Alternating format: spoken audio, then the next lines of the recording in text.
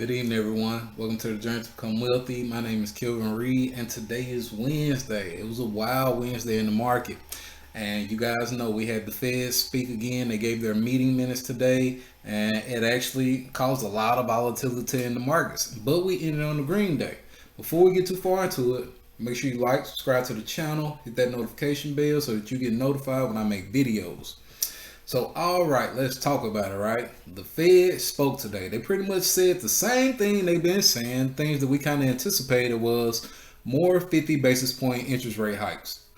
And that's going June, July, the next several months. And I guess that's fairly good news. It's nothing new. They didn't go up and say, hey, we're going to do 75 basis points. But great news was been, hey, we're going to slow down. We're going to do 25 basis points. But we didn't see that. We basically heard the consensus that was already anticipated that, hey, they're going to stick with 50 basis points throughout the year for however many times they decide to do these interest rate hikes.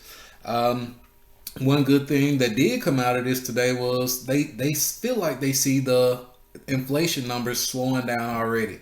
So although we didn't hit the expected numbers this month, we're seeing signs that inflation is slowing down and that things could be better within the next coming months. Hopefully by July we'll definitely have some definite numbers and we would know for sure, hey, what we doing, how far do we need to go, how much higher do we need to push things up. So that was definitely good news. The markets ended green today based on that. Now they traded very volatile. I mean, this morning things were up.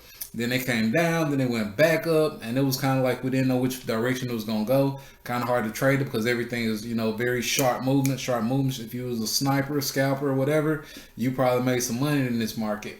But hey, those of us kind of sit back and wait patient and just chilled out till they kind of hold. So, well, let's take a look at it, right? The Dow Jones is actually up 0.60%.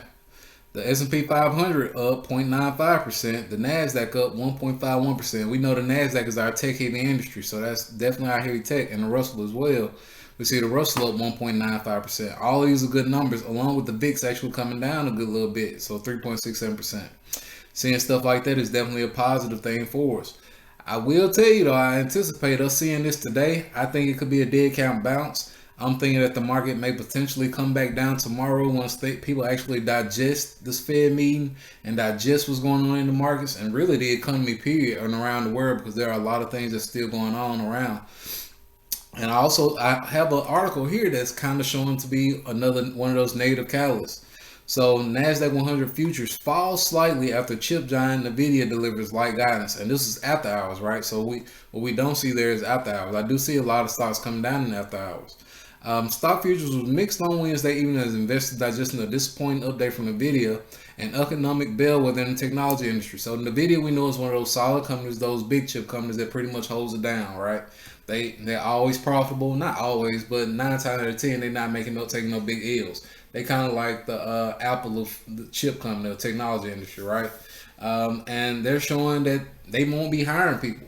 And if you know, one of the first signs of a recession is major layoffs and decreased hiring, right? Those are two of the first major signs of a recession. Heavy layoffs and decreased hiring. And Nvidia basically said, hey, we're down, drop more than 6% in extended trading, and we're going to slow down on hiring people. So hopefully they have not announced any layoffs as of yet, but if you stop hiring, that usually leads to, hey, where can we cut things at? We know that happened heavily during COVID times, right? During the pandemic, people were getting laid off because, hey, we can't afford to pay you because demand is slowing and we having a lot more supply than demand. And we continue to see that. So that's what we got, right? One thing I did want to point out was our fear and greed index for the day. So we know it was at a 14, I believe, the last time we checked it out, and it's holding steady there, right? I think people are still at that uncertain point where they don't know, hey, what do we want to do?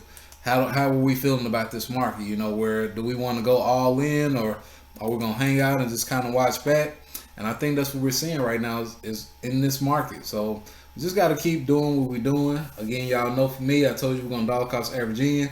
One thing I actually did want to point out is I feel like my strategy is changing, right? So I told you guys before, I'll be about 70% invested, 70 to 80% invested, and 10% in cash. As of right now, because I am holding a lot of cash, I've been building my cash up by trading options. I'm actually about 60-40%. So 60% invested and 40% in cash. Now again, that's my strategy as of right now, and it kind of just happened as I was doing trading these options and making this money. But it's just something for you guys to keep in mind because I want to keep you updated. That's actually what I'm doing. I'm 60% stocks and 40% cash, and as I see prices come down, I buy them lower and lower, right? Because I want to continue the dollar cost average. I want to bring my average down. That way, when these things run back up, I see my profits much sooner, and I see higher profits than others, right? Because people who just hold, they bought it at the top, they just hold instead of averaging down. They pretty much got to wait for their money to double again for it to get back to where it was, right? So that's where I am with this. I thank you guys for joining the journey to become wealthy, and I'll see you later.